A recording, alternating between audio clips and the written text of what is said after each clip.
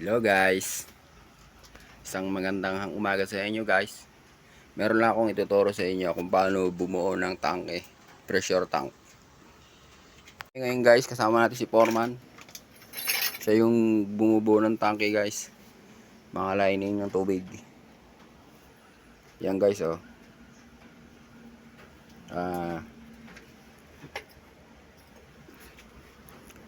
Kokolo ko.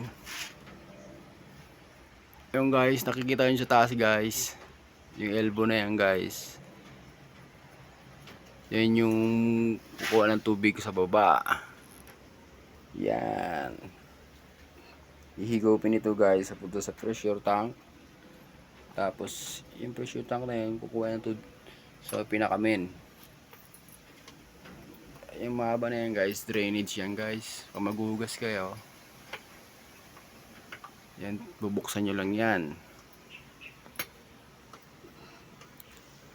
Yan guys, si Foreman.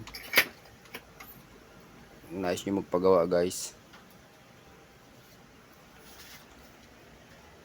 Juice.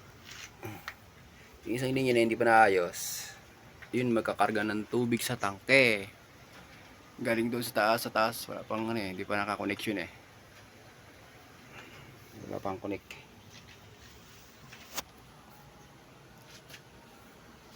Guys, ito guys, kukunik ko doon sa may papunta doon, papunta sa bahay. Ayan naman guys, drainage yan guys, drainage. Diretso yan sa kanal. Doon tayo kukunik guys.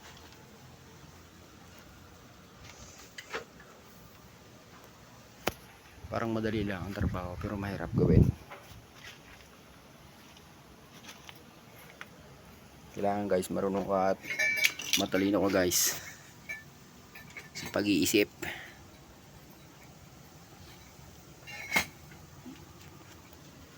Guys, baka nakikita ang pit ko guys. Hindi ko na videoan guys, pangit tingnan guys.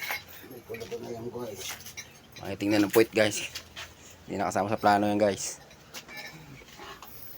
May CPR kami guys para itong original na trabaho guys. Huwag kayong magpagawa ng sa tangke nyo gamitan ng asol na walang ganitong design. Kailangan kompleto guys. May mga ball valve, check valve. Yan ang mga original na trabaho. Kaya magpapagawa basta-basta ng mga tangke, sayang lang yung pera nyo. Kailangan pulido guys. Mabili kayo ng mga ganyang PVC, mga puti. Hindi na ginagamitan ng solvent. Babapagahan na lang guys para kapit-kapit, walang butas. Tulad ng ginagawa ni Foreman guys oh. Sinusunugan ng CPR. Yan ang trabahong guys, pang export, pang abroad ba. Ayan, drainage lang yan, pang patanggal ng mga dumi pag gusto mo maglinis. Ayan, yung tubig na yan bababayan dito sa water pump. Tapos hihigupin yan ito doon sa kabila na pressure tank. Yung pressure tank na yan papunta yan doon sa pinakamin, tapos papunta rin doon sa loob ng bahay nila.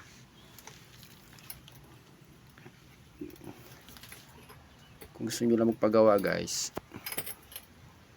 kontakin nyo na lang to guys, ang page ko guys ha. Hindi kayo masasayang sa materialis nyo. Hindi tulad ng ibang gumagawa dyan guys, solvin lang, mga ilang buwan putukan na. Kailangan natin ng ball valve tsaka check valve. Itong mga ganito, ang tawag dito tanong? Onion, elbow, tapos yung T, coupling, female adapter. Ito yung female adapter natin. Sana ba yun?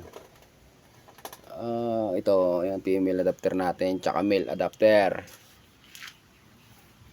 Tsaka kailangan nyo na ng guys, yung ganyan, yung CPR para maganda ang dating.